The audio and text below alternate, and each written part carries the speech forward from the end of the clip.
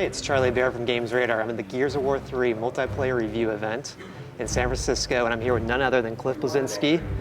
He's going to be sharing his tips and tricks for every map in the multiplayer. And should we start with Checkout? So Checkout was one of the maps that was in the beta, which was very well received. And the thing you need to know about this map is it's snug. It's super close quarters, so you're probably going to want to stick with the shotguns in that map.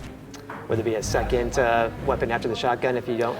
Second weapon after the shotgun's probably the Retro Lancer, the Pendulum Arrow Lancer, because it's very good at kind of medium to close range and not very good at long range. And again, you can use a sniper rifle and a hammer burst in that map and be effective, but generally you want to stick with close quarter weapons. And what does the fire alarm do? The fire alarm actually triggers a hidden weapon that you have to then find after you trigger it. And it's kind of hard to find, and in the beta it was just a smoke grenade, but in the full version you might be able to find something fun and secret there. Dry Dock is a map that not a lot of people have seen yet. It's essentially what it sounds like. It's a bunch of ships that are in dry dock. We like to play Horde in this map. It's a very, very fun Horde map, and if you're playing it, you're going to want to hole up as high as possible. Stay off the low ground and camp up and build your bases up high, because once those creatures start coming, you want that height advantage. I also played Beast Mode recently on that. Is that a good map for Beast Mode? All the modes are good across all the maps, but and that one's pretty good for Beast, but my favorite way to play Beast Mode is actually in Sandbar. So Sandbar is a unique map for the Gears franchise in the fact that it's actually the largest multiplayer map we've ever built for Gears. Normally the maps are the kind of snug ones like Trenches or Checkout, but Sandbar is sprawling, it's beautiful, and you feel like you're in paradise until your head gets blown off. How big is it compared to some of the biggest maps we've seen in Gears of War 1 or 2? I would say it's possibly twice as big, if not larger. And that's a map that, again, you want to have the high ground if you're playing Horde mode. And remember that the boom shot spawns up high and grab that and decimate your foes. Gridlock is the perennial Gears of War favorite map. It was actually the map that kind of cracked the code of what we thought would be fun for Gears multiplayer. The key for that one, I think, is to continue to focus on the high ground where the sniper rifle usually spawns, and make sure that you're kind of controlling the grenades in the middle of the map. Otherwise, somebody's going to take you out. It's really all about the middle of that map, man. I mean, the boom shot all the way through to the sniper and the grenades. If you control the middle, you control the entire map. And how's the map look different than when we've seen in previous Gears? So the latest iteration of Gridlock it's kind of a nighttime vibe, but you can still see enemies, of course. We go with a movie dark where everything's more bathed in blue. And it's kind of has the same look as the area called Char that's in the main campaign, which is an area that's been damaged so bad by the Hammer of Dawn that it's completely burnt beyond recognition. I blew your mind. What about Hotel? What should we do on Hotel? Hotel's another map that people haven't seen a lot of yet. It is what it sounds like. It is a hotel.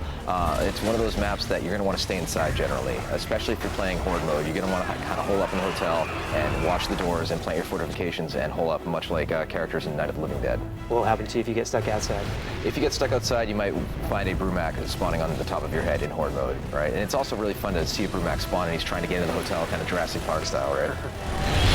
And then moving on to Mercy. So Mercy was a map that we showed at E3 when we showed off Beast Mode previously. It's a map that takes place in kind of a Spanish-style village that's a little bit tropical. This one, again, is about the high ground. There's stairs on one side of the map, whereas heavy weapons often spawn, such as the one-shot. And then there's a church in that area as well that has a boom shot in it. So control those two sections of the map and you'll win. Overpass is a map that kind of harkens back to the original Gears 1 style of kind of having blown out roads and pillars and things like that. That map actually has a turret in it. It's the only map that has one of the multi-turrets in it. And you can really control the high ground by getting on that thing and taking out your enemies. Any tips for how to get to that turret before anybody else? One of the best ways to get to the turret before everybody else is to use your smoke grenades and charge through the smoke, which is also a great way to get a free kebab. I love the chainsaw. It's kind of our baby, but there's nothing better for me than throwing out a smoke and just holding the B button with the retro and hopefully getting something. I feel like it's dynamite fishing. Thrashball, of course, was in the beta, and we've since modified Thrashball as well as Trenches to make sure that spawn camping is very, very difficult to do now in the retail game. The big thing about Thrashball is controlling that middle in regards to knocking down the scoreboard, but it's also about that high ground that is on the side of the map, because once you actually can hole up there, like breaking that lock is very, very difficult to do, and I've seen entire matches won that way. Trenches, of course, was in the beta. Trenches is about a lot of different things, it's that play between the mortar and the upper area. But the best way I've found to play that map and the most gratifying time I've had is when the one-shot spawns up top and I have friends who are spotting for me. Because what happens is, even through the mist, they spot them and I can just take out the bad guys. And also, same thing with the mortar in that map. So I guess it's a combination of heavy weapons and spawning are the best ways to kind of kick butt in trenches. And where do you want to be when that sandstorm comes in? When that sandstorm hits, you ideally would want to be in the new underground section we added in, because otherwise people are going to be raining mortar hell upon everybody. And, it turns into madness when that sandstorm hits, because everybody just switches to their retro Lancers and starts bayonet charging through everything.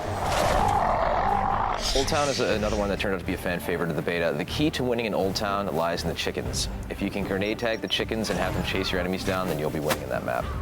Come back. Any overall tips for just the multiplayer in general in Gears 3, even for people that think they're prepared because they're awesome at Gears 2 and 1? Yeah, I mean, one of my favorite techniques to do is to find somebody who's reviving somebody else and get close to them and use my sawed-off shotgun to smear both of them, which is immensely gratifying. Learn to use the digger launcher. It's very, very useful. It can actually be as useful as the boom shot in the right hands.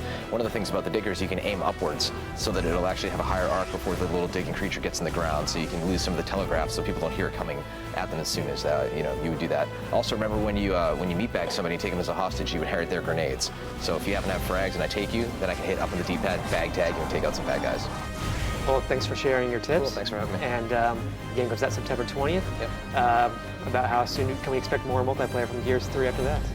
Well, we have announced the Season Pass where you can buy all the DLC up front. There will be 4 DLCs, so it's going to be a combination of new multiplayer maps, new features for Horde and Beast, as well as brand and spanking new campaign. Great.